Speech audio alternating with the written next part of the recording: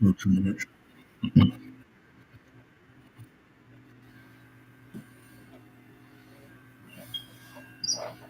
Go. 'Twas the Sunday before Christmas, and you're in for a treat because FTW Network can't be beat. Thank you for joining us today. Well, that one doesn't count. That's bars. That's true. That's bars.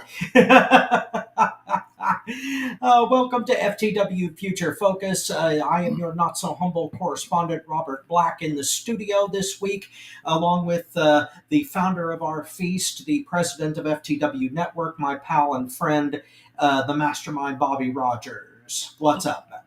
What's up, man? Sunday before Christmas. Yeah? All through the house.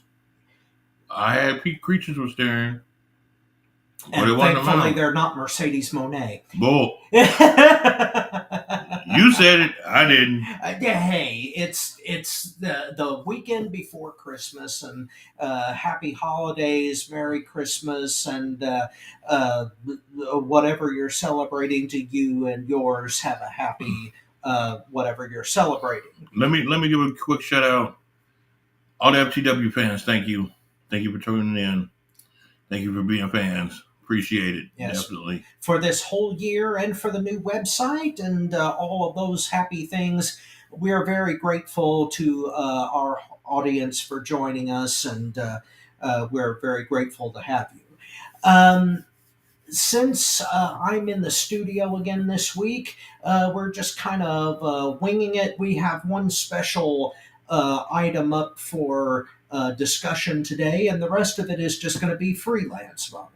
Yeah, it's something that's been went across the airwaves that a lot of people are taking into account, and a lot of people are sitting up here discussing. Mm-hmm. And it is the Sports Illustrated Yes. Pro Wrestling Awards 2005. Now, 2025, excuse me. Yeah. Now, Bobby, call me blissfully unaware, but I really had no idea that Sports Illustrated was even taking wrestling seriously. I knew they did a little something because of Becky Lynch's promos, but I didn't think they were going this far. So, we're going to be discussing what Sports Illustrated said versus what we think. Yes. And from that, let us know what you think in the comments. We'll look them over and address those next week. Because this is going to get a little elaborate here. We got, I want to say 1, 2, 3, 4, 5, 6, 7, 8, 10 different categories. Yes. And I wanted to take our time to discuss it. I know that Tony Motown Allen and a couple other people have some opinions on these. So we're going to go ahead and discuss this a little bit. All right. We're going to start off this whole discussion with Male Wrestler of the Year. We're going to dive right in. Oh, hell yeah. Oh, boy. Sports Illustrated pick for Male Wrestler of the Year is Hangman Adam Page.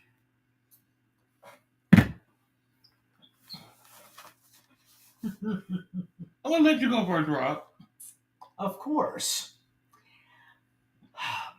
Obviously, Sports Illustrated is basically using Page's title win at All In to base this on. And obviously, there's going to be a lot of people who are going to disagree with that pick, and strangely enough, I'm one of them.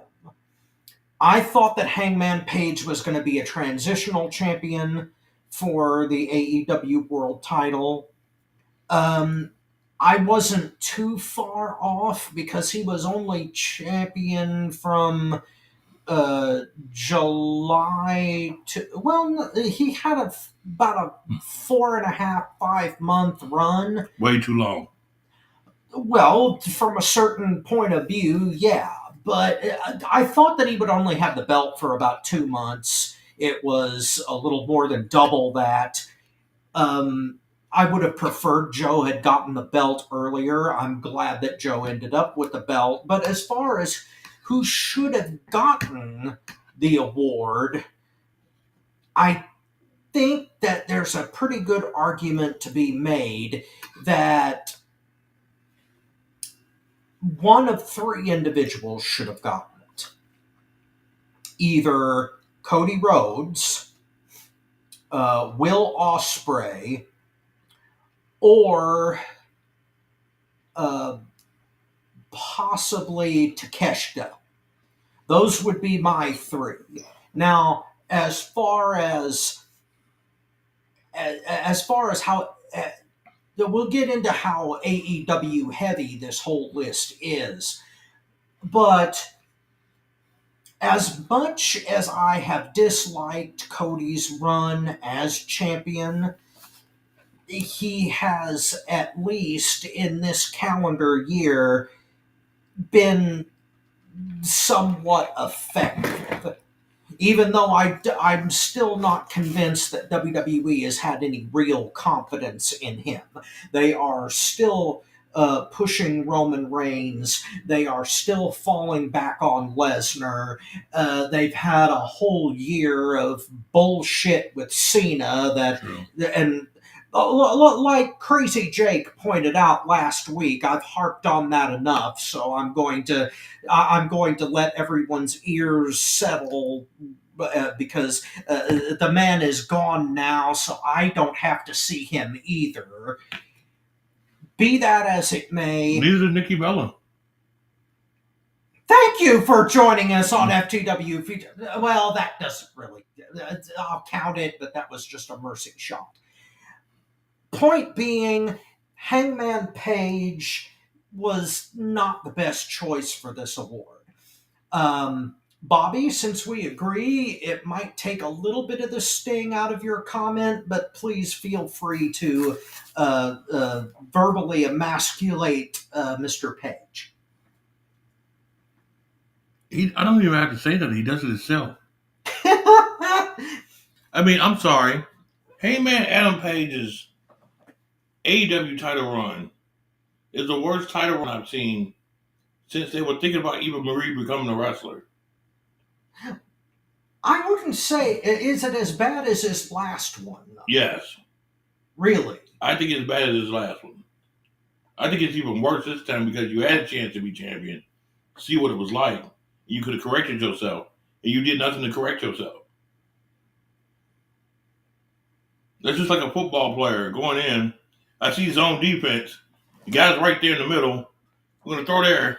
Oops. Okay, first time I was up to start a quarterback. I did it. He kept intercepting it 9 times. This is my second time being a starter. I'm going to throw it in the middle again. You didn't learn shit. Mm-hmm. You didn't progress. You actually regress. And it fits his personality from what he said. When he said, I don't take advice from nobody. We do well on our own. Well, look what happens when you do it on your own. You come up with a shitty-ass title run that you had a second chance on that you straight up fucked up. I'm sorry. It's terrible. And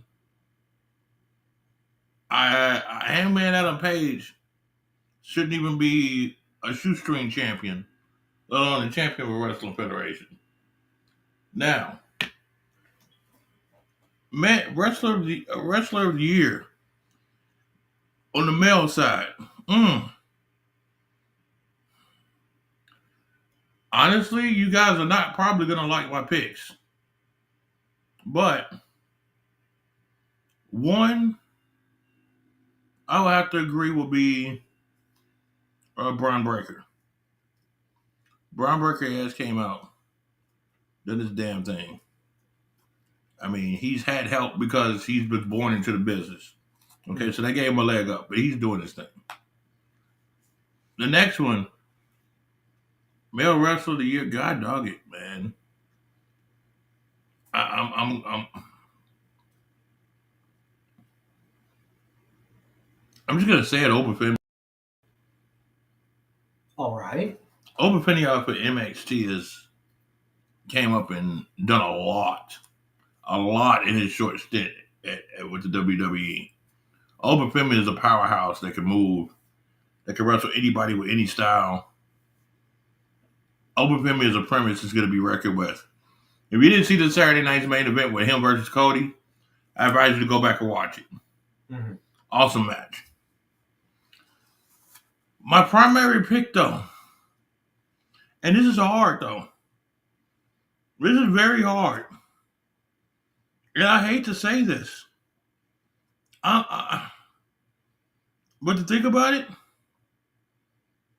honestly, no one this year has turned more heads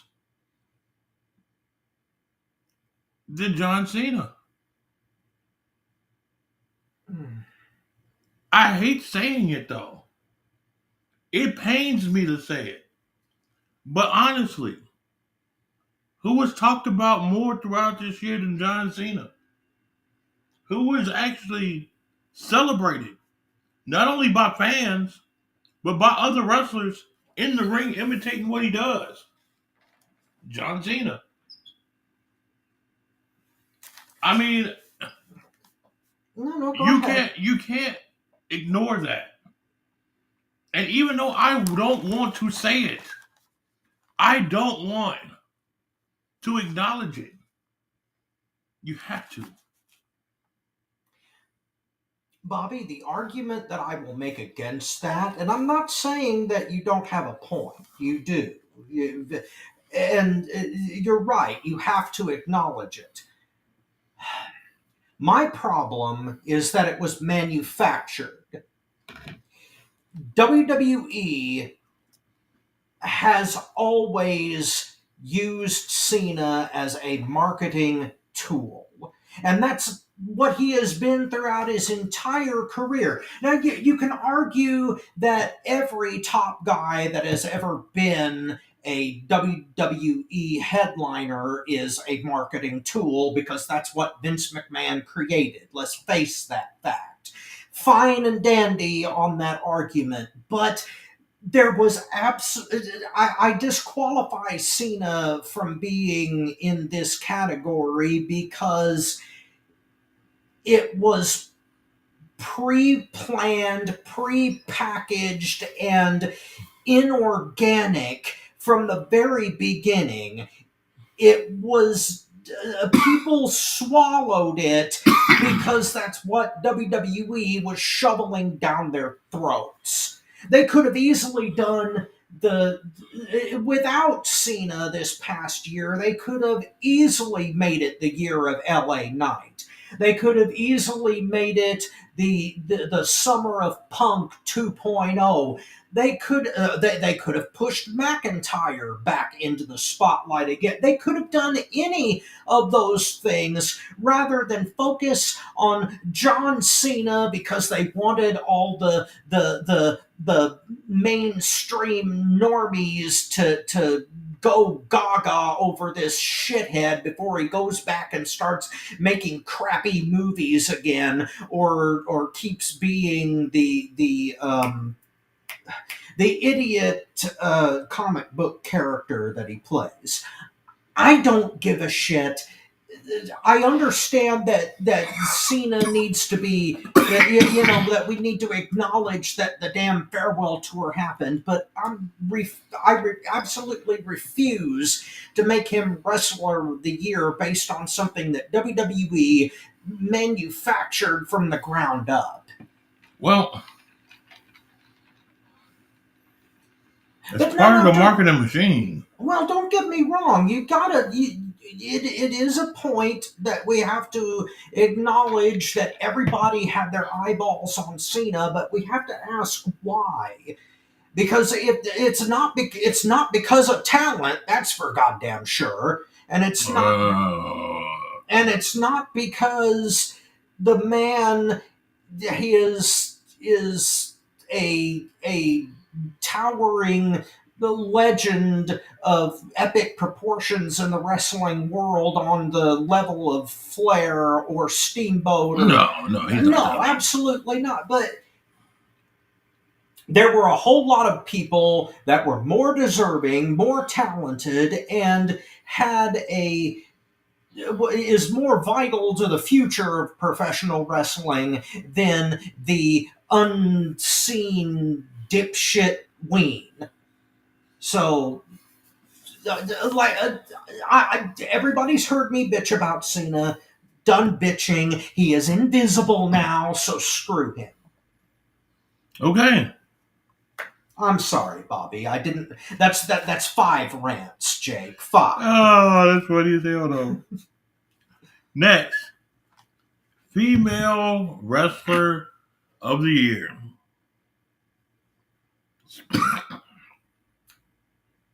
The Sports Illustrated 2025 Wrestler Award goes to Mercedes Moné. Yeah. Mercedes Moné. Bobby, do you want to get it out of your system, or do you want to give me a moment to compose here? Go ahead. Okay, I'll let you build up. Now, do I agree with this? Yes and no. Is she deserving of it? Maybe yes. Because very few people in wrestling history have held 13 different titles on practically every continent on Earth. And if we have to acknowledge Cena's run, then we've got to acknowledge Mercedes' run. However, I would say that since the overall division of AEW's overall women's division needs a whole lot more work in regard to their overall quality, and WWE is still ahead of them in that aspect. So there were plenty of female performers on the WWE side that were a whole lot more worthy of this title. I would say Io Sky or Io Shirai to my mind. Rhea Ripley, most certainly. I would hate to say Becky Lynch, but she had a pretty good 2025. Tiffany Stratton. Any of those names are vital. Naomi would be a perfect example, too. She came out of absolutely nowhere to punch through. And if she had not gotten pregnant at an inconvenient time, she would have and should have made this particular. But as far as Mercedes go,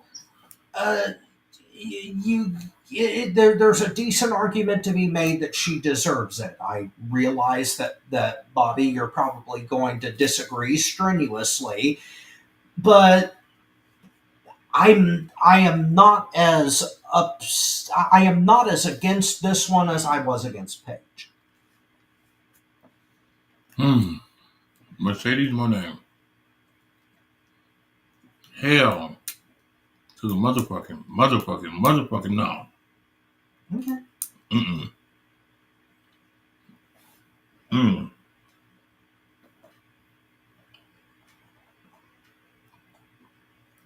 The reasons that you just said alone outweigh everything. There are plenty of wrestlers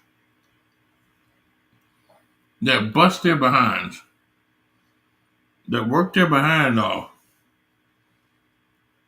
to get the recognition that they do. This is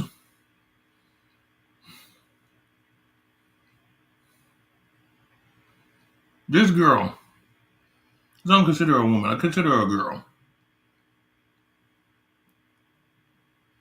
Is not worth the weight of sweaty towels out of her locker room. Damn. Mercedes Moné is one of the most disappointing wrestlers there has been in a long time. Period. That's male and female. She has had the chance to become great. And she has just slouched off and screwed around and is terrible. Her promos are terrible. She can't cut a promo without a writer more than she can cut a sandwich at Subway. This girl's all of her weakness came out once she got from behind that WWE machine. All of them. It's like a quarterback having a perfect offensive line. And he's throwing great balls. And then all of a sudden, no, I didn't mean it in that way. Thank you for joining us on FTW Future. That's two. Yeah, but yeah, football season. I get you. All right, but I had to. My brain was on delay when you said that. I couldn't believe that. It took me a moment to process that.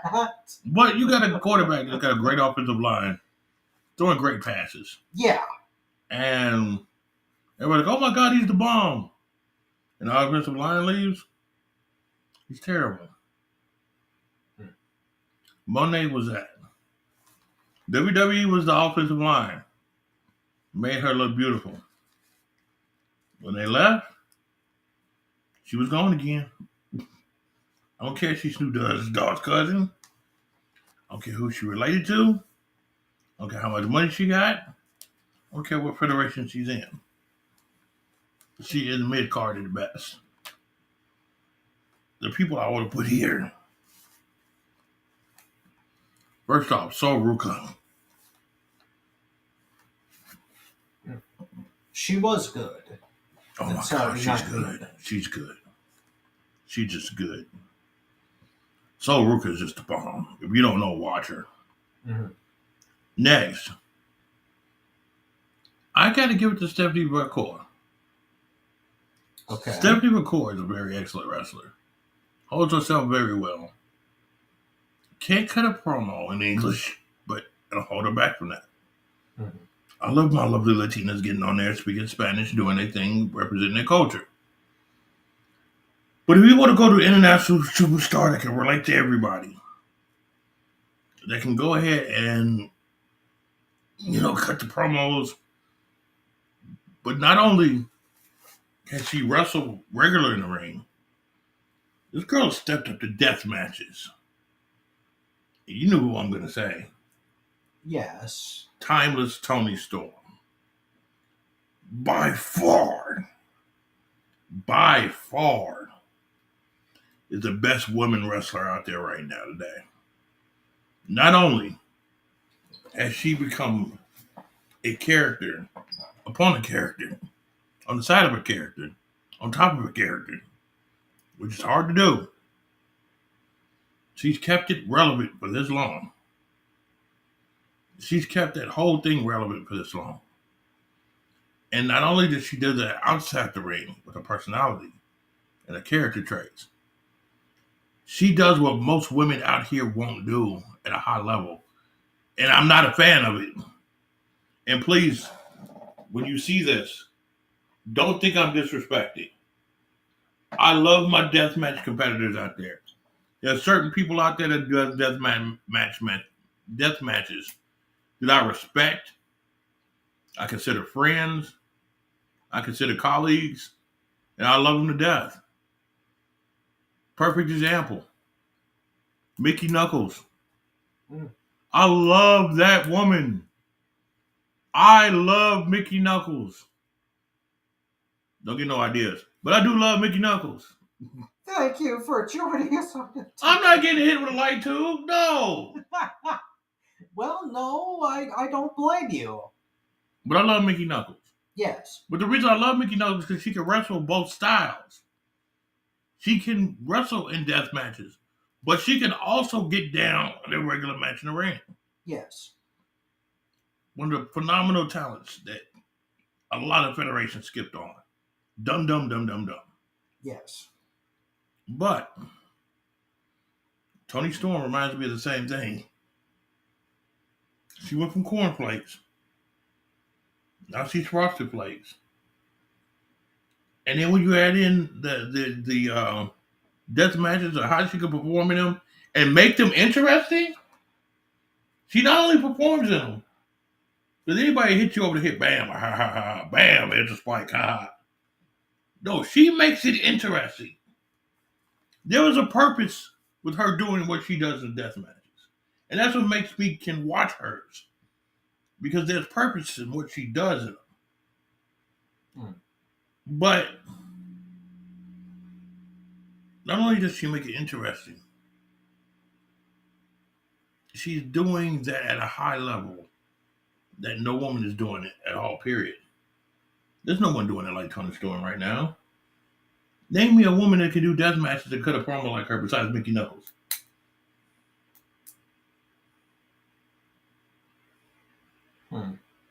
Think about it. There is no other woman that has the regular wrestling presence in the ring, can cut a promo at a high level, and can wrestle death matches at a high level to keep me fucking interested in watching. Me! Mm-hmm. I'm the roughest there is on death matches. Yeah, that's true. But you know what? I can watch Toni Storm. That says a lot. And a lot of credit that she's not getting that she should get. Toni Storm is my female wrestler of 2025. And if Naomi don't come back anytime soon, probably be 2026. Well, I have said plenty of times on here what my problems with the character of Toni Storm. I love Toni Storm. I just hate the timeless character. But here's the silver lining, though, Bobby. In 2025, Toni Storm moderated the character enough to where I can almost tolerate it. Okay. Okay? Because the original premise behind the timeless character was ripping off Sunset Boulevard and imitating Norma Desmond, the main character in that movie. It has gone beyond that. They've evolved the character somewhat.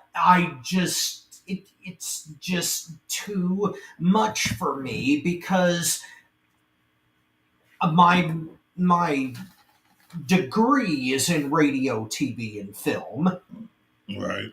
Therefore, I studied all of the things that Storm is using for that character, and I hate that all of that gets crammed in there because I don't want that in wrestling. Now, I get it that people think that's entertainment.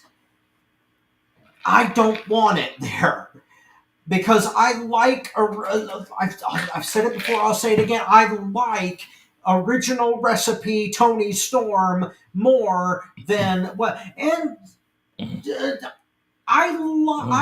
under certain circumstances I like death matches. I liked the women's blood and guts match, and part of it was because Toni Storm was willing to bleed like a fountain.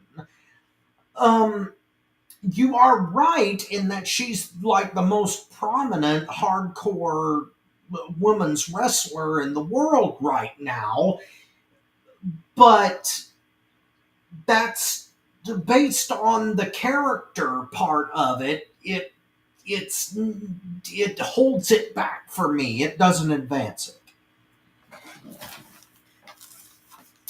But I understand where you're coming from. It's just there are certain aspects that drag it down for me. I I don't know. Huh.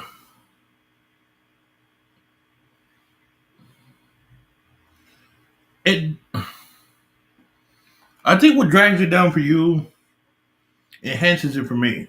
Yes, exactly. Because I think it's unique It is unique. that you could take an old school character like that and turn it into a modern hardcore character. Bobby, you want a more character driven product, and that's fine. That's It, fine to a certain extent. It's just that it drifts too far into comedy for me. Not only do I know where it's coming from, but when you add Luther to it too, which I can't stand, like almost half the problem with the character for me is Luther. I don't want him to be part of the character. I Turning him into a joke to begin with is bad enough, but to have him change with these wacky characters in order to fit whatever genre of the week that she's doing just drives me. It's too close to comedy. It drifts too far into Santino Marella territory. Let me say this. Luther, I never understood in the first place until he was actually the butler for Tony Storm. And that got me to look at him, and his facial expressions and everything is off the charts. I respect Luther now more from from him being Tony Storm's butler than what he was before because I didn't know what the hell he did before. Well, I didn't understand his character. Because he did most of the stuff he was doing in Japan. That's true too. Yeah, and you know, with you're not a connoisseur of Japanese wrestling. No, No, because it doesn't excite me. But be that as it may, we both have problems with Mercedes Monet. Oh hell yeah! Named. Yeah, me not so much, but because of the 13 titles, but you completely against it. Oh hell yeah! Mercedes Monet shouldn't. Like I said, she's not even worth the towels out of a fucking locker room. The sweaty towels in the locker room got more value than Mercedes Monet when it comes to anything to do with wrestling. I'm sorry. It just. Well, Bobby, there's a lot to be said for being moist. And thank you for joining us on FTW Future. That's a Christmas treasure you won't forget. But anyway. Thank you for joining. Just bringing it back to levity. Yes, jingle bells, jingle all the way. Anyway. Isn't that song racist now? Somebody said that. I don't know. I don't think it is. I never heard that. Somebody said that. Somebody came out and said that Jingle Bells is racist. What that means, I haven't the slightest clue. Yeah, I don't have a clue either. Well, you know what? I'm not gonna sit here and sing Bing Crosby tunes. Okay. Okay. Hold on, wait. PSA for everyone out there. This is a time of togetherness, family, friends, getting drunk and having some fun. Eggnog and Jack. Boy, eggnog. I forgot to put that in the refrigerator. I'll be drinking it. My thing is, let us stop putting that label on everything right now and put it where it matters. If it's there, call it out. But please, let's stop this racist stuff on everything. Jingle bells? Jingle all the way? I mean, what are you saying? Riding a sleigh is racist? I mean, stop. Just stop. Don't do drugs anymore. Just stop. I mean, don't drink no more. Don't even drink Kool-Aid, because that was just ridiculous. If you must sing, sing about a reindeer with a physical No, just don't deformity. sing. Just don't sing. Just don't sing. Well, that took a weird turn, and I apologize for my part in that. No, because if you're here, I do want to know about it, so we can address it with the fans. Don't sing. Yeah. You're not the next American Idol. Don't sing. just enjoy your gifts. Open them. Have fun. Don't sing. Don't rap. Don't sing. No rock music. No screaming. Nothing. Shut the fuck up. That's what you do. Shut the fuck up. It's dumb as hell. Shut the fuck up. Jiggle your own balls or bells somewhere else. Just shut the fuck up. Thank you for joining us on it. Peace on Earth, no Mercedes Monet. No Mercedes Monet, and no more sleigh rides, I guess. I don't know. Oh, God. Okay, next up. Tag Team of the Year. Sports Illustrated 2025. Five. Says the Tag Team of the Year is FTR. I'll go first in this one. Mm-hmm. I fucking agree with that. Even though the Young Bucks are trying to put them in a situation to where they can come back and beat them up all the time, they have made tag team wrestling and AEW relevant. These guys went on to the heel sector and is putting the heel on everybody's neck. And it's a beautiful thing. Not only can they do that with promos, things of that nature, but they are excellent in the ring. And wait, hold on. Gotta give a shout out. Somebody's in the building. And she had a birthday the other couple of days ago. Ty Nicholson. Yes. What's up, Ty? Thank you. What's up, Ty? Good to see you. Happy birthday, Merry Christmas, all that. Yeah. What's up, Ty? Going on, Ty? The first lady of Motown Wrestling Group on Facebook. And, a shout out to that group as well. Good to have you guys with us. Motown Wrestling Group. What's up, y'all? Y'all know the deal. What's the business? Tony Motown Allen, I know he out there watching. Mama Motown, I know you out there watching. Yes, our number one fan. And we also know that we got Ty! What's up, Ty? She said, thanks, Robert the Mastermind. Love you, Ty! I do have to concur. FTR was the best damn tag team in any promotion anywhere this year. Putting them with Stokely was a stroke of genius. He was just the right mouthpiece. Not that they really needed one, but it's the best thing to happen to FTR since Tully Blanchard. True. And I wish to God that they had not dropped Tully Blanchard as the third man on that team, because he really brought something to that mix. That's true. But I think that maybe Stokely was the added ingredient that FTR needed, especially at this time. As far as the Bucks using them and abusing them in order to elevate themselves, hopefully that's not going to happen again. I hope they get their ass whooped.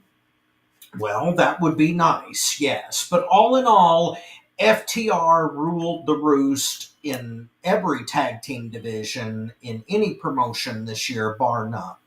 So, yeah, we're on the same page with Sports Illustrated there. Yeah, I mean, I'm sorry. Best tag team. Oh, yeah. Best tag team. I mean, and Stokely is a good compliment for him. Mm-hmm. Because he doesn't interfere with what they do, because guess why? They don't need to. No, he gets no holes. He said it himself. That's not me. He said it himself. He don't get no holes. So he don't interfere with FTR's thing. Okay. So, next matchup. Breakout Star of the Year. Mm-hmm. The 2025 Sports Illustrated Breakout Star of the Year in Pro Wrestling is Kyle Fletcher. Well, You want me to go first or you? I'll tackle this one first. Go ahead. I've got no problem with this. Kyle Fletcher had a damn good 2025. Yes, he did. TNT Championship, which a hell of a best of 7 with Mark Briscoe. Before that, he tore the house down with Ospreay. Just all kinds of good shit coming from Kyle Fletcher. Now, I don't. If we're going to talk about alternatives to who the breakout star was, I would highlight 2 guys that you mentioned before, Braun Breaker and Oba Femi. Those 2 had a absolute defining year in 2025, and they could have easily been picked on this list. But I would most certainly agree with Fletcher. He has come such a long way, and he could be, and most definitely is, a integral part of AEW's future. So, if not a future world title contender. So, I have no problem with Sports Illustrated's pick here, although since it's highly AEW centric, I would have mixed it up a little bit and probably have given it to Breaker. Well, I disagree with it. Okay. But I disagree with it for a different reason. I'm not saying Kyle Fletcher should have been on there. I'm saying it should have been a tie. Okay. And it should have been a 3-way tie. Okay. And that's with all the people that you just said. Femi, Breaker, and Fletcher. Exactly. Okay. This is the problem. For some reason, we have a problem with admitting that sometimes there is no better choices than these 3 people. Mm-hmm. Or these 2 people. One always has to be superior, you know. Mm. But if you look at the landscape of wrestling, they each, one by one, have surpassed it with the breakout star in 3 different paths that you can't ignore. Kyle Fletcher with his style. Mm-hmm. Oh my God. What the... Dude made me start really paying attention to AEW again. You know. Okay. We got Braun Breaker. I mean, he's born into wrestling, but it shows.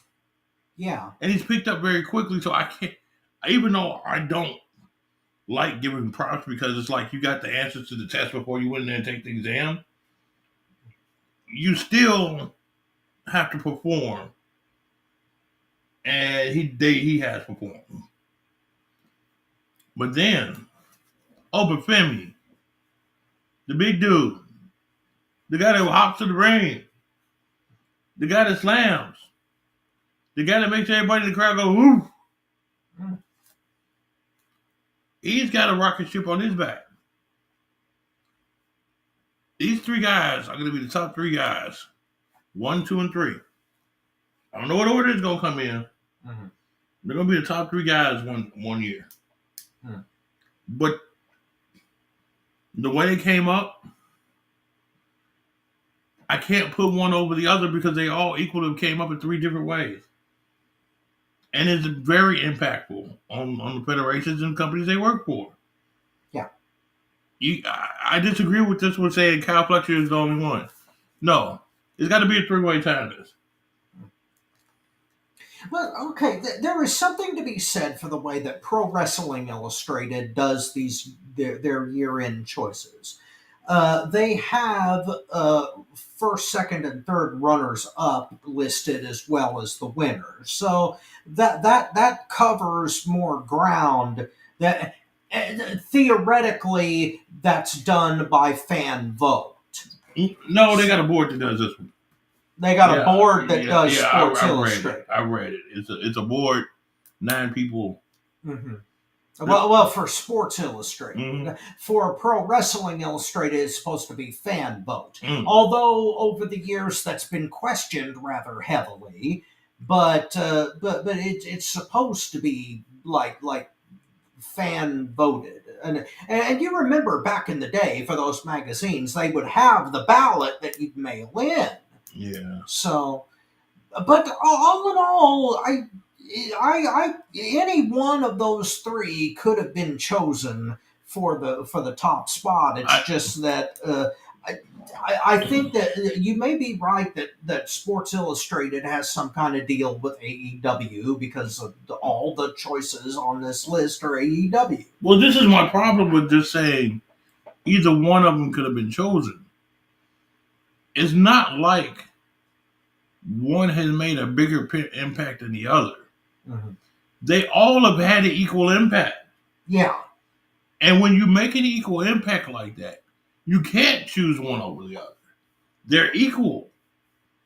That's why I said the divisional vote should have never been one person. It should have been all three of us in this case.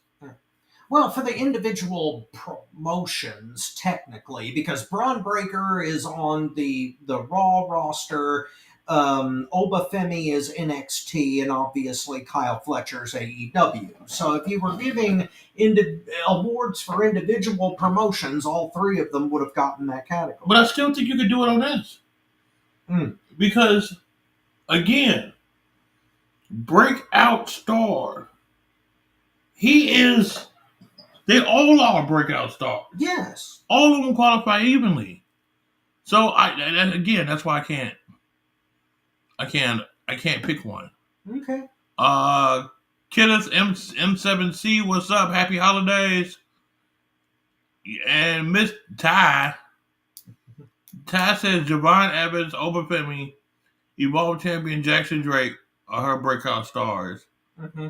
Now, Ty, let me say this. I don't agree with Javon. I don't agree with Jackson Drake. Reason being, they made an impact. Don't get me wrong, but not as big as an impact as Braun Breaker and Obafemi. If those two wasn't around, then I would say yes. But Oba and Braun has made a way more bigger impact than those two have. But they'll get their chance. They will get their chance. Devon is just awesome. Jackson Drake is just awesome. So, I see him coming up, but at this point, it's Oba, it's Braun, and it's Kyle Fletcher. It should be a 3-way tie for this one. And I'm tired of people not admitting, look, you guys are equal. Next one. Oh, boy. Best wrestler in the ring, in-ring work. In-ring work. Yes. Mm-hmm. Who you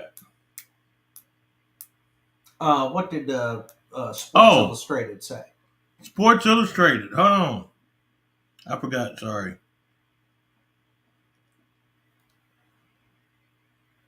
In the ring. Sports Illustrated 2025 has the winner of Best in the Ring, Best Ring Work, Will Ospreay. Yes. No. I gotta give it to Sports Illustrated on this one. Will Ospreay is a once in a generation talent as far as the things that he can do inside the squared circle. Now, does that mean he was in the most effective storylines of the year? Probably not. However, It is an amazing thing to watch what he is capable of doing physically in the ring. And I am more attuned to the more storytelling in the ring than I am to vignettes and promos, which are important. Don't get me wrong. I understand the importance of those things, but I would rather watch Will Ospreay tear it up in the ring with a a vaguely connected story arc inside of the squared circle rather than listening to guys on Raw talk about fighting for half an hour and then having some sort of pull apart schmaz or just endless strings of promos. The in ring performance of Will Ospreay in 2025 was unmatched to me.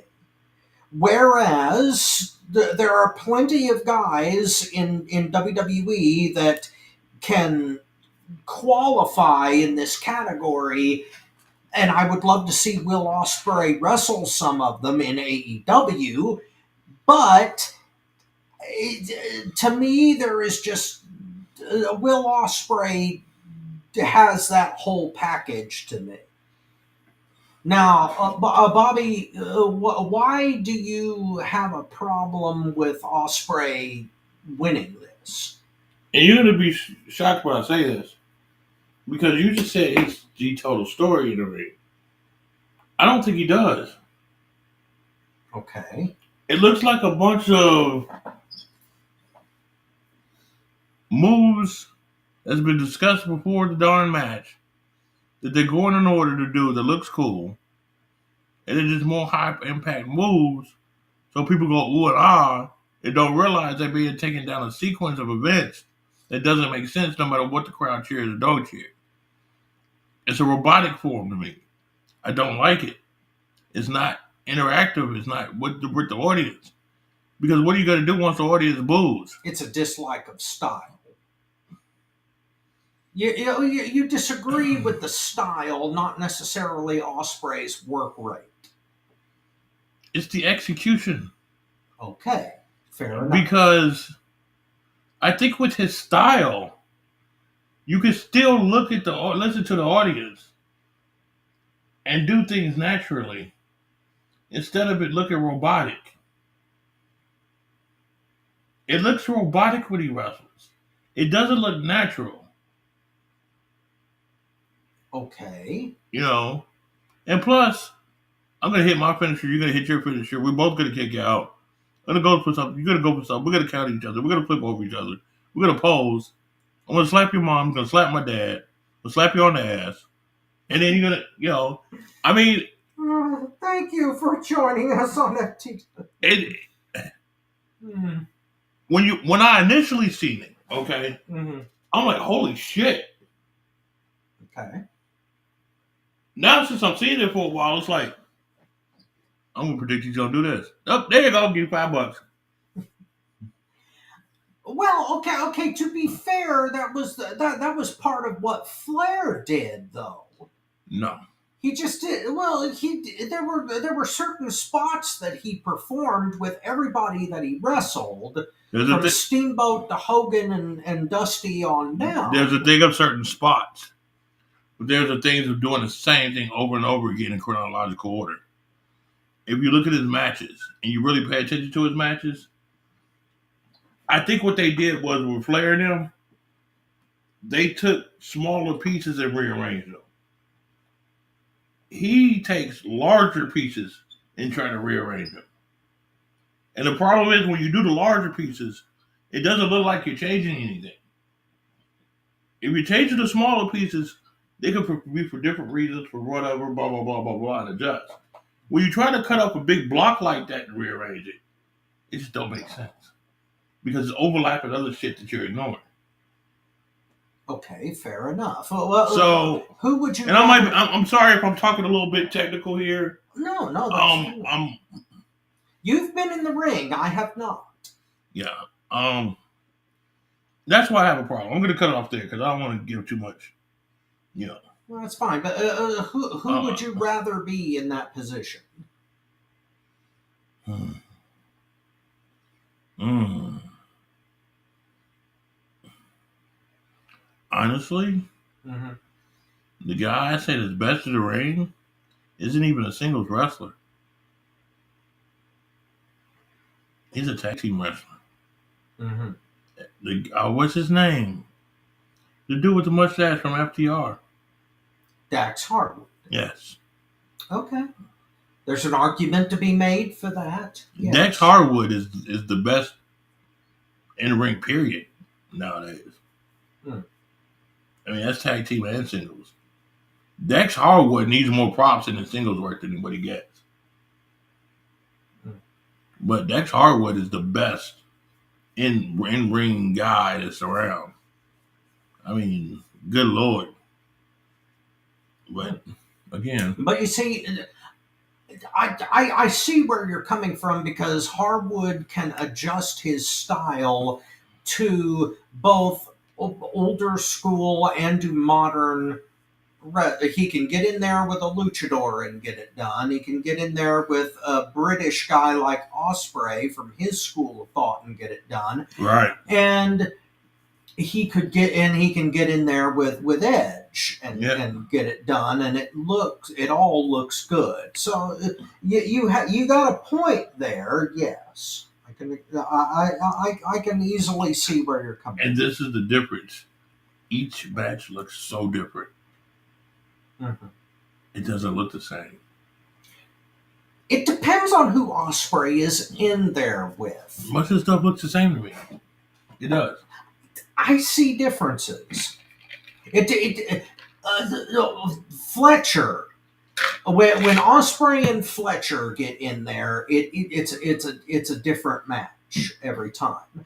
There are certain spots that get redone, but they do mix it up quite a bit, especially Fletcher, who does what you're asking Ospreay to do. Yes. He will play to the crowd and slow the pace down. Yes. And be a heel. Yes. Which I understand that part. But when you put Ospreay in there with somebody like Swerve, it's a completely different match. Yeah. And the stuff that he did with Paige, as much as you hate Hangman, Ospreay got in there and made Paige look halfway decent, which, as we both know, is somewhat difficult. Anyway, more. But no, I can understand how you could put Dax Harwood in the best in the ring category. That's a legit pick. Next, best on the mic. Oh dear God. Okay. I want to hear this one. Okay, just what did Sports Illustrated say? Best on the mic. 2025. Timeless Tony Storm. Oh God. It's timeless. Timeless. Okay, here's where I hurt myself today to see if I still feel. I get it. I get where Sports Illustrated is coming from. Storm has a certain eloquence with double entendres and straight up dirty ass promos that draw people in. Fine and dandy. Mm-hmm. But there is one person that has made promos in 2025 that even though I wasn't into hardly anything that he was doing, he was still highly skilled and was able to at least make what he was doing interesting. And that's CM Punk. To me, Punk got some of that pipe bomb magic back this year. As long as there's one exception to that, the turd grenade. That reverse Uno card on the pipe bomb that he allowed Cena to do, and that WWE creative, that was an absolute travesty, and whoever greenlit that needs to be kicked in the ass with the toe of a steel boot. That being said, CM Punk this year had some of the best promos that he has ever had in his career up to this point, and it built on some of the stuff that he was doing with MJF in AEW before that whole fiasco happened. So, as much as I get why people liked Storm's shtick as far as the dirty stuff that she was doing, the down and dirty that she was doing in order to draw people in, Punk was just gold on the mic this year. So I would dispute this, and I would put CM Punk as best on mic. You know you made this hard, right? Well, I know that you love Punk, but that's not why I picked him. I genuinely think that he got some of his old mojo back on the stick this year. I do too, but Toni Storm. That woman did a lot.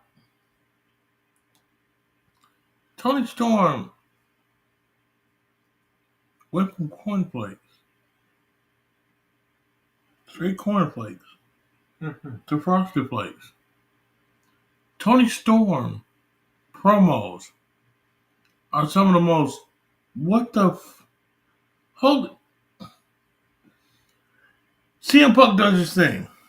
And it's hard because I love Punk's promos. But Toni Storm just came in with a new wave. And Toni Storm just came in, watch the shoe. I mean, you got to watch that shoe because she's kicking it with everybody. I mean, the girl is on point. And her creativity from what she's done in a short amount of time with her character, I can't give her the props. I gotta agree with Sports Illustrated on it. Even though I love Punk and I love his promos, that's so fucking tight. But Toni Storm just got that edge. She just got that edge. She wins by like a neck. And this isn't even like a blowout win or you're definitely number one, you're definitely number two. It's almost a tie, but not quite. Because Toni just got that little bit of edge. Well, to be fair, Punk couldn't say half of the things that Toni Storm was able to get away with because he is working for a company that won't allow it. And that, my friend, is what you call an intangible that you can't help. Well, no, but you still got to count it. Well, yeah, Punk can't help that, but it still counts against him. Well, I mean, from a certain point of view. Unfortunately. I mean, I hate saying it because I would love to hear Punk do a Toni Storm entendre-laden promo. No, I would tell you who I would like to see do a promo against each other. AJ Lee and Tony Storm. Oh my God! Ow! That would just. I don't know how much I would like that. Why? Because there is only so much that the thank you for joining us meter can take. And I think that I would give myself a brain aneurysm if I had to cover that. But be that as it may, Punk, if he were still in AEW, could probably do a promo as nasty, if not nastier, than Storm could get away with, simply because it's a privately owned company. Oh, yeah. But if the changes that you're hoping WWE is going to make in the next year hold through, then that might be a different story entirely. Well, we'll see. True that. Next category. Oh boy, here we go into the thick of things. The rivalry of 2025. Mm-hmm. So, Sports Illustrated voted rivalry of 2025. You ever really got to say this shit? If we're going to compare them. Lord have mercy. Hangman Adam Page versus Jon Moxley. I'm going first on this one. You let it out. Get it out your system. This is another PSA. Coming from the Mastermind Bob Rogers.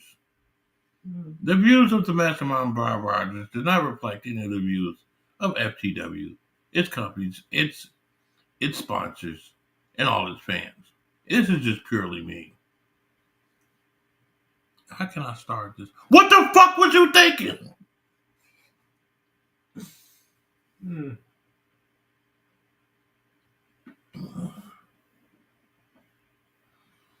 Hangman Adam Page versus Jon Moxley was one of the worst matchups in the history of professional wrestling. This was boring on top of boring, on top of what the fuck am I watching, on top of boring, on top of watching my ex-wife come back, on top of boring, on top of what the fuck am I watching again, on top of I need a bathroom break, on top of boring. This was terrible. This rivalry, this whole thing was stupid. It was dumb. I'm a crazy guy, and I'm gonna go like this and twitch my neck and come around and stay with your forehead, you know that. And and I'm gonna bleed all over the place. I'm gonna ask and Marina in the back of me is gonna pat me on the ass.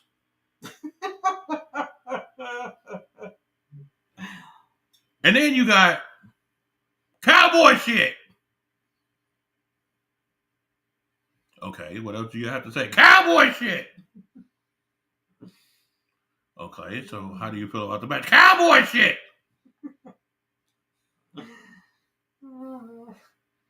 The fuck? I've never seen much shit until my last marriage. That's when my ex-wife came back when this shit was happening. What the? I'm sorry.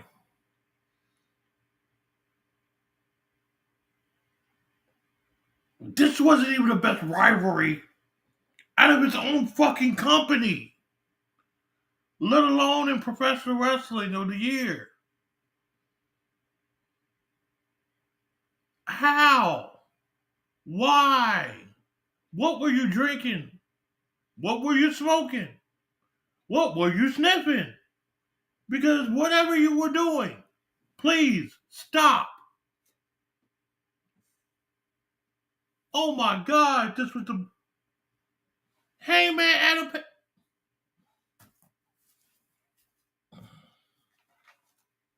Let me enlighten you. Rivalry. When it makes sense. When there's genuine emotion. Ty, I'm getting to it. I'm telling you, Ty. Punk versus Rollins. Personal issues. I hate your stinking guts. I'm gonna beat your behind.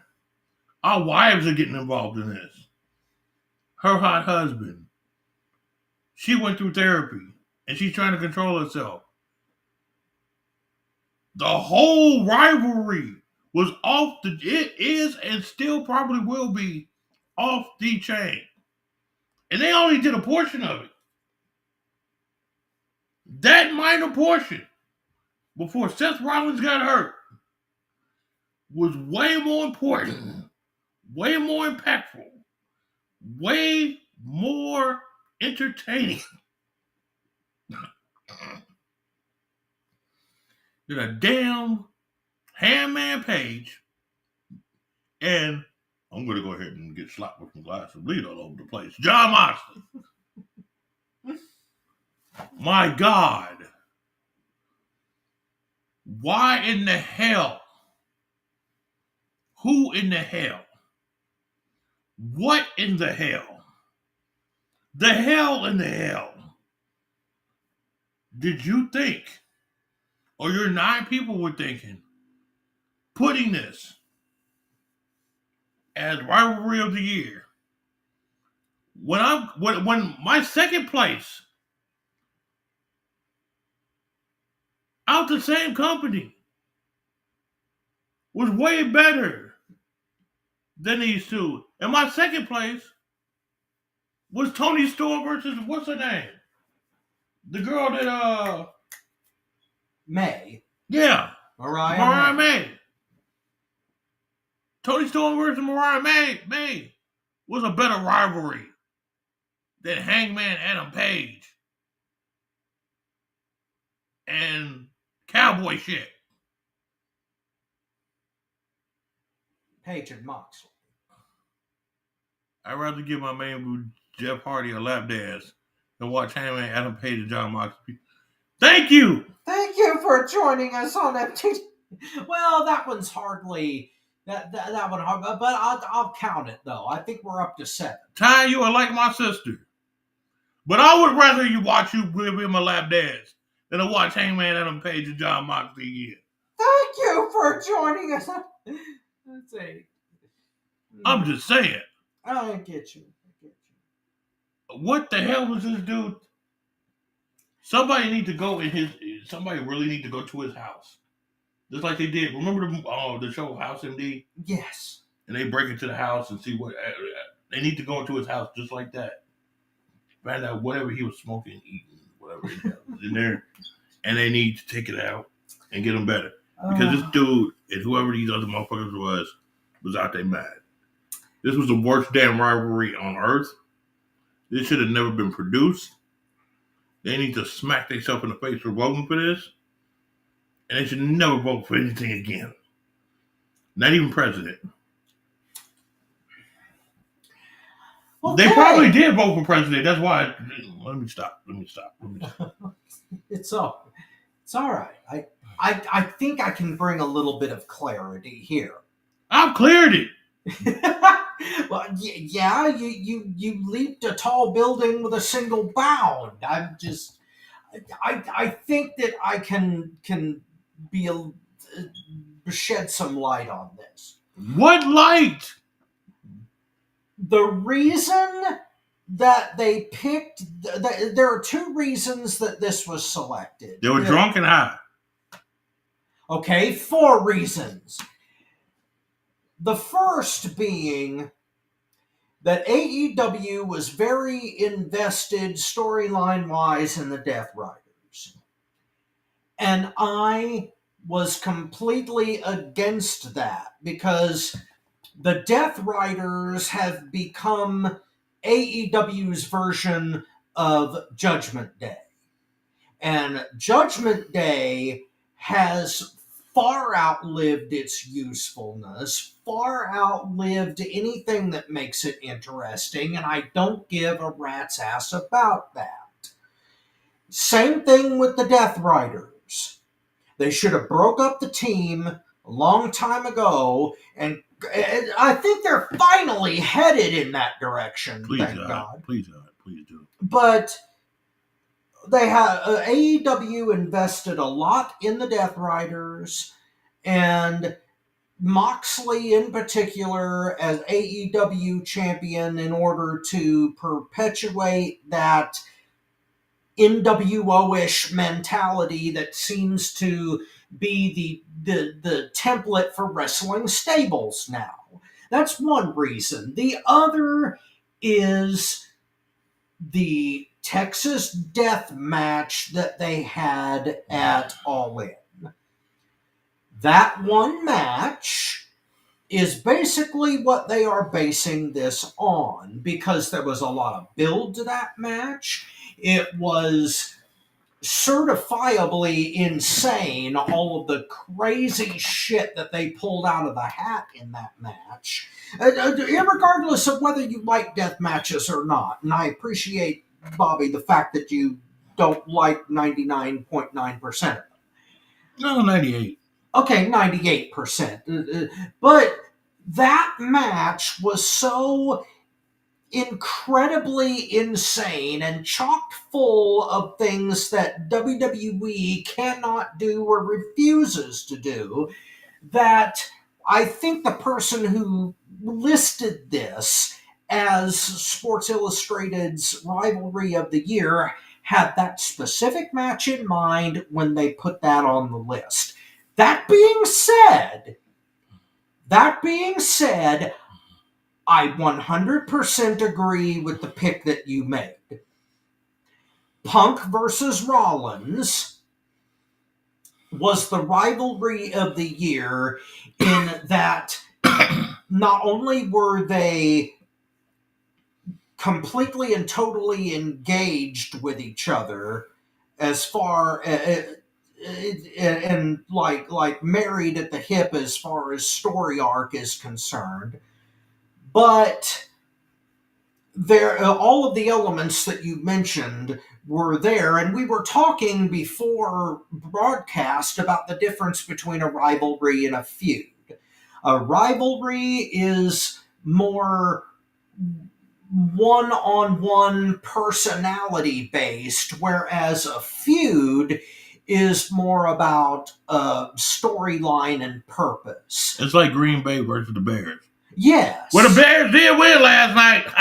Yeah, it's not just about the story arc between them or the history. It's about a personality clash. And Punk and Rollins are distinctly logger-headed personalities, like completely opposite sides of the tracks personalities. Whereas Page and Moxley are too much alike in their personalities for that to be really gelled. They're both advertised as tough guys. They both do hardcore. They both bleed. They're both, but boring. Well, that's a matter of opinion. But Punk and Rollins are very distinct from each other. Rollins is portrayed as an arrogant mastermind and a potential cult leader, whereas Punk, even though he has cult of personality, is supposed to be a hard-nosed veteran man of the people, voice of the voiceless. So that's the magic of that particular rivalry. So I agree 100% that it should have been Rollins Punk. Because they're boring. I'm just going to say it. They're boring. Well, I did my best to follow you, but you pretty much mopped the floor with that one. They need to mop some other shit up with that one. Okay. Storyline of the year. Mm-hmm.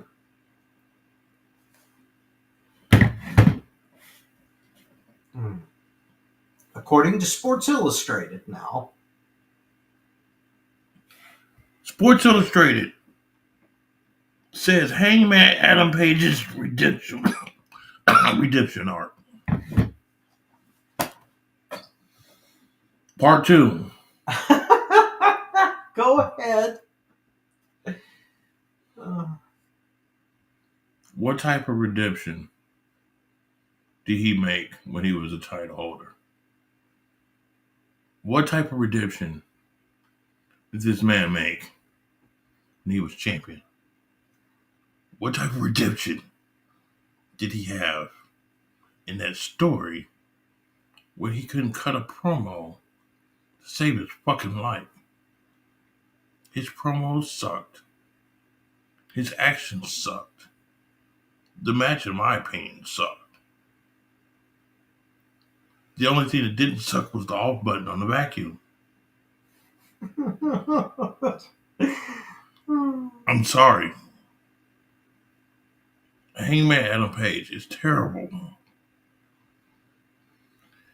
And I will state this one more time. Him not taking advice from older wrestlers and veterans show. He could potentially be great. He could. I will admit that. I will first admit that right here on air. I think if he was put in the right direction and coached right, he probably could be something. Because everybody like Cowboy. Well, except the Dallas Cowboys. They don't like them too much. But other than that, everybody like Cowboy. You can make a cowboy character. And he could be it. He could be the modern day one. But he don't listen. He shoots himself in the foot and the leg and the ankle and the knee. Couple of elbows. He even probably gets his help every once in a while. But that lack of knowledge shows. That lack to have a depth in his character shows. His redemption arc. He hasn't redeemed himself to be a pro wrestler, let alone be a champion and have a story in it. And I'm sorry. There's no way in hell this should be on anybody's list for 2025. Now, the storyline of 2025 that I picked out, that I think it should be on everybody's list, but I'm strange, so, was Jade, Naomi, and Bianca. Elimination Chamber. Can't get no better than that. Can't get no better than that. Them girls did the thing there. Jay came in and got back. And Jay came in and did something nobody ever did in the history of the Elimination Chamber. And I've always wondered this. I personally myself was like, why would somebody get in that fucking cage? Nobody was close that motherfucker on when they getting in it. And they did it. Which is the smartest thing any heel or anybody getting get back would do if somebody was getting in a contraption like that. Especially a heel. I'm gonna run smash that thing on you before you get in here. But no, nobody did except them. The match, their face-offs, the promos, everything was awesome. They played it right down the middle till you didn't know what the hell was going on. If Naomi was innocent or what the hell was going on. And then they flipped it and Naomi, Naomi flipped out. Naomi did the damn thing. Naomi clown. Okay, I'm not hating on you, bruh. Jimmy, get your groove on. Congratulations about your kid. But I wish you didn't get her pregnant at this time. because I wanted to see what was going to happen with that. Hmm. I wanted to see what was going to happen with that. That had me generally interested. And I think that would have eclipsed everything in WWE, Naomi being ill. But she got a baby coming. I ain't mad. What I am mad about is this goofball, this imbecile, putting Handman Page's redemption arc over the many storylines that there is. That is obviously, Stevie Wonder, Ray Charles, Helen Keller, the guy by the liquor store with the cane, the lady you see get on the bus on 43rd Street. Me. But that's a personal thing. Never mind. I was trying to. I know. It's all good. They all can see it. They all know it. Why don't you see it? Why don't you see it? What's going on there, bro?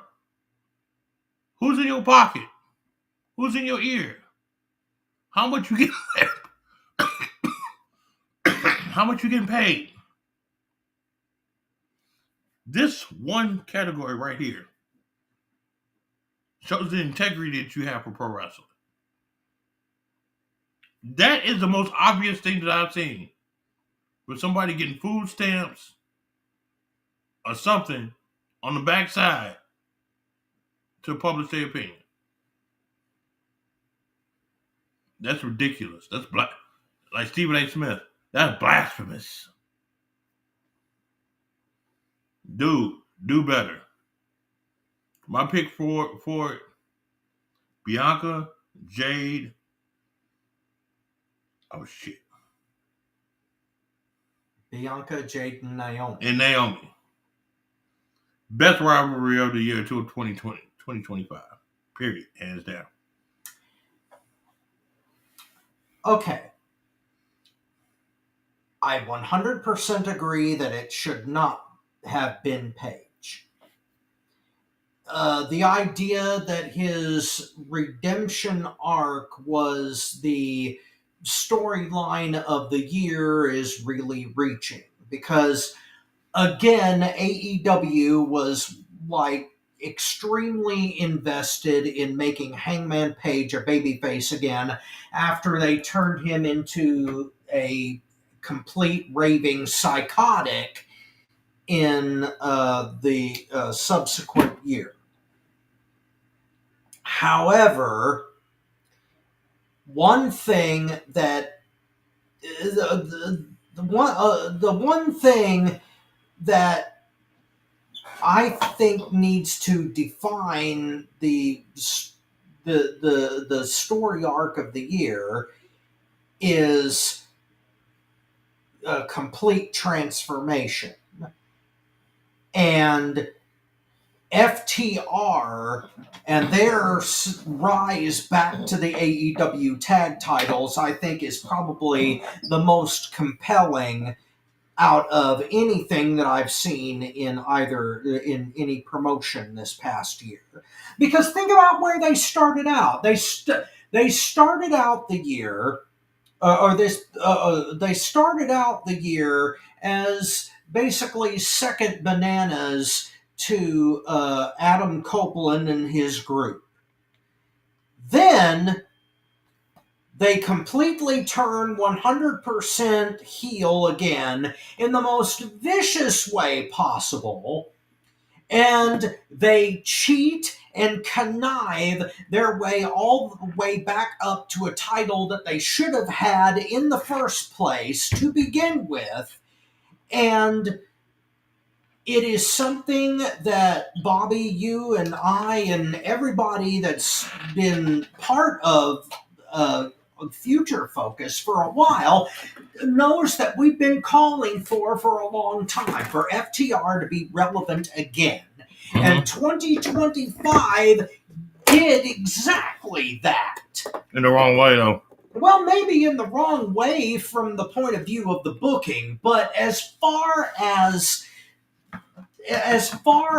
putting them in the place that they deserve to be again, and I mean, you can question that the storyline was not done in the exact right way that it should have been, but my God, did it have the right effect. Okay. And FTR had, against multiple opponents, they destroyed Cope without soap on a rope against the Pope. They took out Christian, and they completely destroyed his dumbass patriarchy stable. Boo. They took out the Rock and Roll Express. They took out Nigel McGuinness, and they basically turned Daniel Garcia heel in the process. And finally, they took down Brodito, which was one of the biggest weirdest success stories of 2025. But they ended that Cinderella story, making them even more relevant than that. So the rise of FTR back to where they should have been in the first place is what I would have put there. I got you, and I got to agree with that to a point. Because guess what? You always want to make your opponents better. And FTR has done that no matter who they face. Hell, if you can make the Young Bucks look like gold, you can do anything. Yeah. So my thing is, I agree with FTR, but I just think Naomi just had it again. They just had that edge. Well, there's a compelling argument for that. I mean, I can completely believe that in the ring that Naomi, Jade, and Bianca could hate each other enough to make that storyline work. You do have a point there. It's just we've been waiting so long for FTR to come back into the glory that they are, and they finally did. That's what sold it for me. Next one. The show 2025. Show of the year. Mhm. AEW Double or Nothing 2025. Mm. I'm going to let you go first on this because I'm trying to make me a cup of coffee and calm myself down. Well, I don't know if caffeine is the right ingredient for that. For me, it is. Well, okay. Yeah. That is fair enough. It relaxes me, so I don't know. As far, I disagree with the idea that Double or Nothing is the right show here. I think that All in Texas should be in this place, because it was inarguably the biggest show of the year for AEW, irregardless of whether it should have been like bigger attendance wise, which I think they did very well on that front anyway. But irregardless, it was the biggest advertised show of the year. It had the biggest impact of the year. It was just a more rounded show all the way around. So, I would definitely put All in Texas before Double or Nothing in that regard. I loved both shows, and when it comes to pay-per-view, AEW has that big show mentality. It's disjointed. They have too many matches, but my God, the matches they do have are so fucking extraordinary that I just cannot. It just they have better shows than not when it's on that platform. Because they are billed more for live events than episodic television, and that's WWE's That is whole true. problem. That is true. Yeah, that is WWE's whole problem. They are built for episodic television, but when it comes to PLEs or DVDs or STDs, whatever you want to call their shows, thank you for joining us on FTW. No, whatever you want to call it, WWE does TV better, and AEW does pay-per-view better. Mm-hmm. In that regard, All in Texas was the shit. Mm. Now, but yeah, WWE had some rotten ass shows this year. Yeah, they did. They did. Yeah. Um, I can't defend them on that. Yeah. Yeah.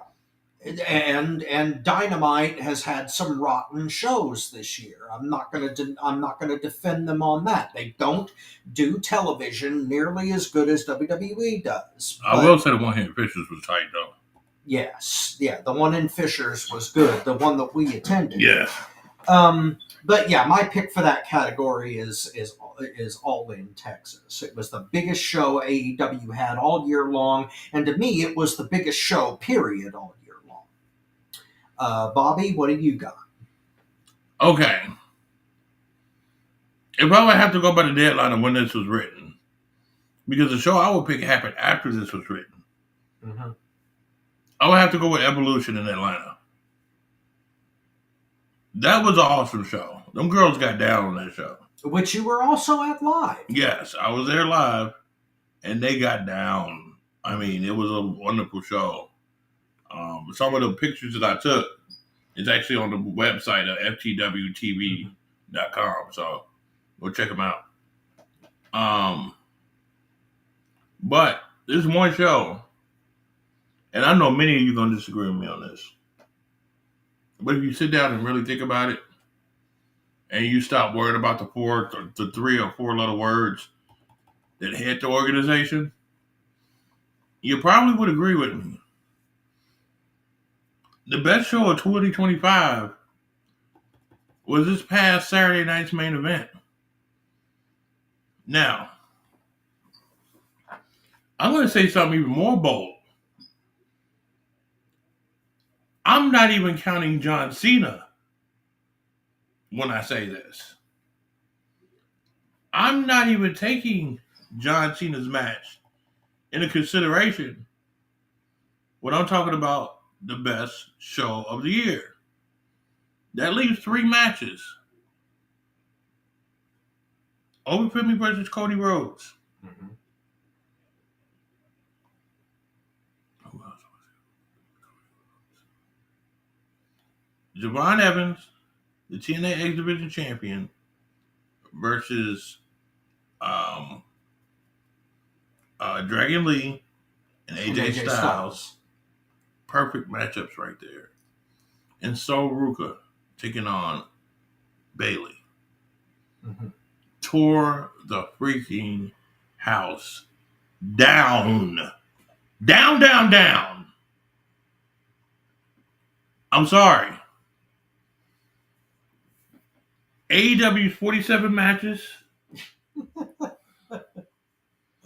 and WWE's regular 5 matches do not compare to the 3 matches that we saw that night on Saturday night's main event. Screw John Cena. I don't see him. Yeah.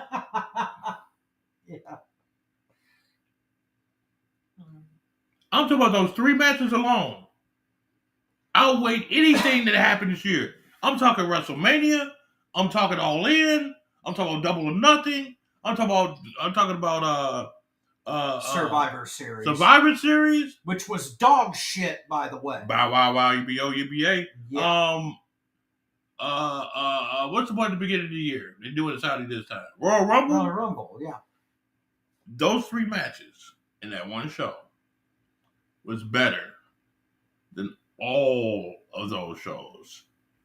All of those PLEs, pay-per-views, pay to see it on the high seas, whatever the heck you want to call it. They were better. Those 3 matches meant a lot more, had a lot more action, made more sense, showed a lot more skill, and had more purpose. Sorry, guys. You didn't go all in, and that wasn't no WrestleMania. It was a Saturday night's main event that stole the whole show in 2025. Period. Hands down. I don't care what you do. Now, you can think I'm crazy, which you probably do. But you know what? Sit down and think about it. If you ain't watched it, sit down and watch it. Don't watch the John Cena match. Who cares about John Cena? Take him out. That's how confident I am in this show. Well, Bobby, I wouldn't go as far as you're going, obviously, but I'm driving. But you do. To me, that Saturday night main event was the best of the Revival Saturday night main event. First of all, no Jesse Ventura. Oh. He was dragging the show down. I'm sorry. I got mixed feelings on that. Well, okay. He brought a certain old school panache to it, but he was just out of place. Just a lot of the stuff that Ventura was saying and doing just did not work for a modern show. But for me, that was the most solid Saturday night main event in terms of the new ones. True. In terms of action, in terms of tightness for television and the way that it was booked, I did have some problems with it, but the matches themselves were spot on. They were fantastic matches, but as you said, with the exception of the last match, which to me was like somebody pissing in the middle of a pool. If you take that part out, great Saturday night main event. You have to remember something. Some people are Kelly fans.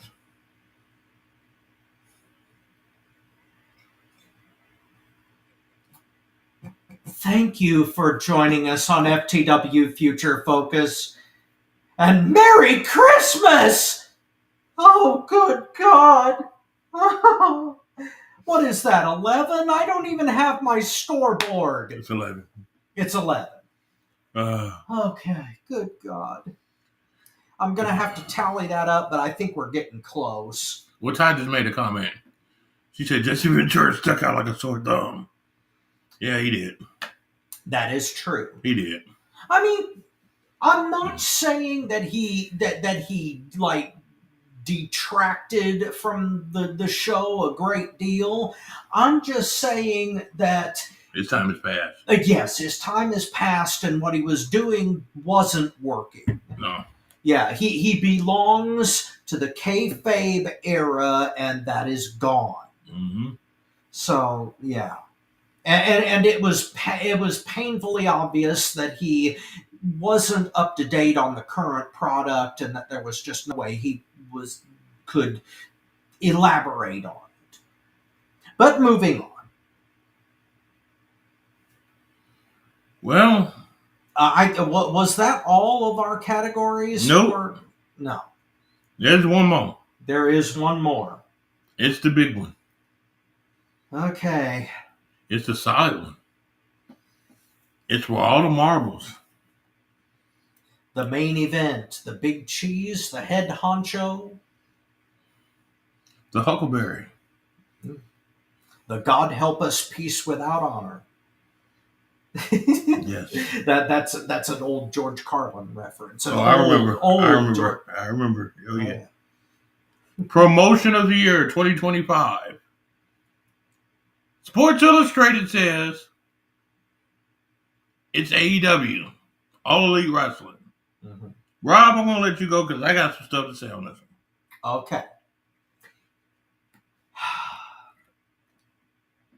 as I have stated here before, AEW is my ride or die. There are many reasons behind that. The top of the list being that I don't want WWE to get their monopoly back. We waited almost 20 years for that monopoly to be broken, and the last thing in the world that I want, or that any wrestling fan should want, is for WWE to get that back. That being said, I do agree with Sports Illustrated picking AEW. However, the contest is not as cut and dry as I would like it to be. AEW did have some problems over 2025, and they are systemic problems. They are chronic problems, and they have needed to be addressed for nearly 7 years now. And considering the possibility that Netflix could own Warner Brothers Discovery within the next year. I meant to speak on that. Sorry. No, that's okay. I will let you elaborate deeper on that. Yeah. But the fact of the matter is that NXT is right up there. It is the best product that WWE produces. It outpaces Raw and SmackDown by far. And every time that I have seen NXT in 2025, I was satisfied, I was entertained, I was impressed. With certain caveats, certainly, but AEW has a lot of things that they need to improve on, but they have my heart in the industry right now. So I will give it to Sports Illustrated, but 2026 needs to be a more solid year as far as booking and as far as consistency with AEW for them to repeat on this. Bobby, I'm going to set you loose because I know that you have a lot of problems with this, so please enlighten. Now, I'm going to say this, and I want people to really think about what I'm saying. Because a lot of you that have watched this program, that knows me, that's been on the panel with me, would think I would say WWE won this by a landslide. No, I'm not saying that. Neither am I saying AEW won in this one.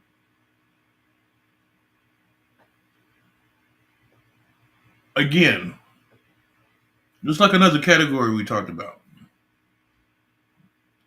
there are times to where you can't say that one is better than the other one because you have equal flaws that make them look bad. That doesn't make them appealing either way. Both of these promotions had that this year. There were moments that I was struck and I was like, wow, I need to watch that. But there were equal moments among both promotions to where I was like, I'm sick of this shit and I don't want to watch it. There has been a big gap to where I don't want to watch this shit, dude. WWE, AEW, FY, WTTW, whatever the fuck you want, whatever niche you want, I don't want to watch this shit. Because something I've talked about and something people don't pay attention to or people don't understand is that the fundamentals of wrestling are more one promotion than the other, but both promotions have been ignored. Mm-hmm. And that is something that's the basis of the sport. You don't have basketball without the fundamentals. You don't have hockey without the fundamentals. You don't have car racing without fundamentals. Hell, you can't even vote for this country without fundamentals. You know? And we're losing in our pro wrestling. And the sad part about it is we have two main companies that can rock this world and entertain the fans of pro wrestling. And neither one of them is doing a good job. Neither one of them is stepping up to the plate, making my jaw drop. And the one that does it is considered a secondary company. And that's NXT. How you get away with that?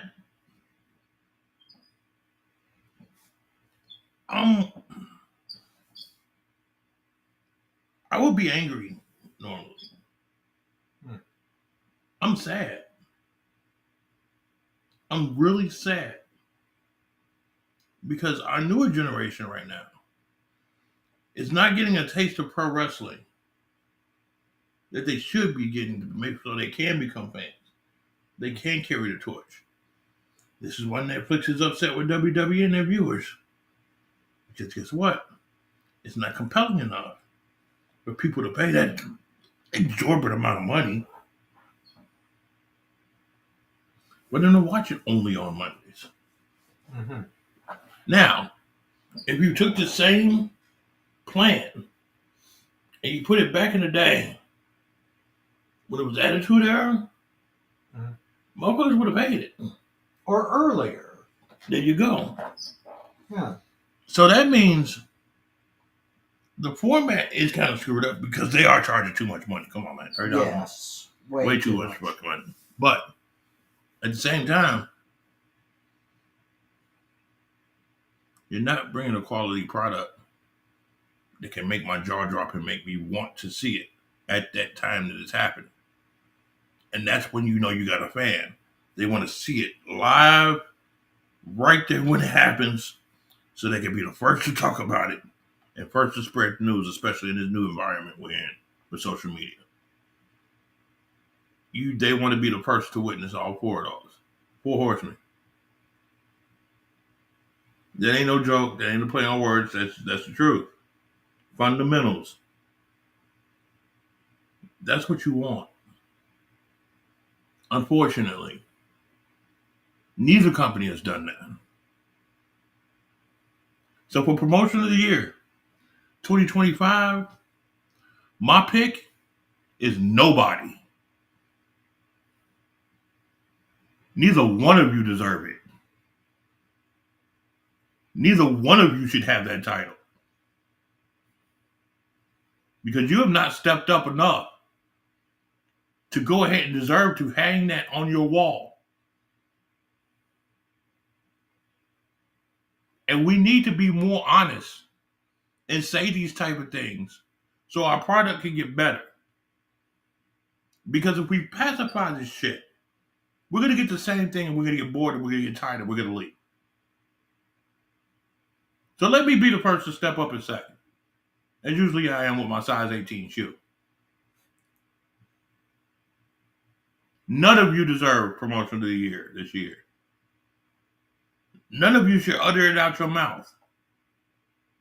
None of you should have a plaque. None of you should have a flyer. None of you should have any type of billboard on your website. Nothing. None of you deserve the honor of being called promotion of the year. But we'll be around next year to see if we made up for it. But as far as this year, 2025, nah, bro. None of y'all get it. That's a big miss on both of y'all ends in my book. Anybody disagree with me? Put it in the comments. Absolutely. What do you say about what I had to say? Well, Bobby, you fall in the same category that Jim Cornette does as far as traditional professional wrestling goes. You've got a huge problem with modern wrestling because it doesn't follow the traditional rules. And there is a lot of merit to that argument. Granted. And I cannot completely disagree with you on this. There is a whole lot lacking in the industry since kayfabe died. And part of that needs to come back for the industry to truly catch on fire again. I don't know how that's to be accomplished in the current atmosphere. I don't know whether either major company can accomplish it in the way that either one of us would like it done. But, like they say in Rudolph, there is always tomorrow for dreams to come true, and tomorrow is not far away. So 2026 is right on our front doorstep. You pointed out last week that Saturday Night Main Event was a major turning point in that we are looking at WWE turning around, that sports entertainment was killed by professional wrestling, and we're going to see whether they follow up on that particular thing. I hope they do. AEW, on the other hand, I believe is based on some of the based on the stuff that I've seen them doing all year long. I believe is going to turn the corner on a lot of their storylines as well, and they're going to be more organized in 2026. So I've got hope on both sides here. Maybe I'm smoking the same shit that Sports Illustrated's people were. I mean, if I am, I'm unaware of it. But be that as it may, I have hope for the future here. Whether that hope is founded on rock or sand, that only time is going to tell that. But Bobby, I don't know how much time that we've got left. We are done. We are done. Well, on behalf of the mastermind Bobby Rogers and FTW Network, I am your not-so-humble correspondent, Robert Black, wishing everybody happy holidays, Merry Christmas. Wait, hold on. First off, let me say this. Alexis, Jade, Avante, Jordan, Daddy loves you, Merry Christmas. I miss all of you. Even though y'all knuckleheads, I miss y'all. All of my midgets, those are my kids. They're out there in Aurora, all over the place, Kansas, doing their thing with their families. I love you guys. Stay together, do your thing. Want to say shout out to my stepmom. Mama, love you. You've been behind me with a lot of stuff. I love you and thank you. Gerard, my broadcast partner, thank you. You've been my best friend for, 13, 14 years? Close to that, yes. I mean, ride or die. We're going to keep it coming. Absolutely. 2026 is going to rock. Hold on. I ain't done yet. I know. Tony Motown Island. Why's That's my dog. He in there watching football somewhere. He ain't paying attention, but that's all right. He'll watch that later. He'll catch the replay. But yeah, check out his definitely check out his Facebook group, Motown Wrestling Group, Facebook. We have fun in there, and that's my dog. Everybody in Motown Wrestling Group, what's up? Hey, have a very good Christmas. Ty, Hey, Ty! Ty! Merry Christmas, Ty! Hope you get your dot dance with Jeff Hardy, Ty. Oh, good Lord. Thank you for joining us. Oh, and I am going to give everybody a Christmas present right now. I don't know how accurate our count is on thank you for joining us, but I'm ready to start at 0. So next week, we're going to do no thanks. Uh-oh. We are going to do a no thanks episode next week. No Thanksgiving. All restrictions off for next week. So, peace on earth, goodwill to men, signing off. Have a good Christmas, y'all.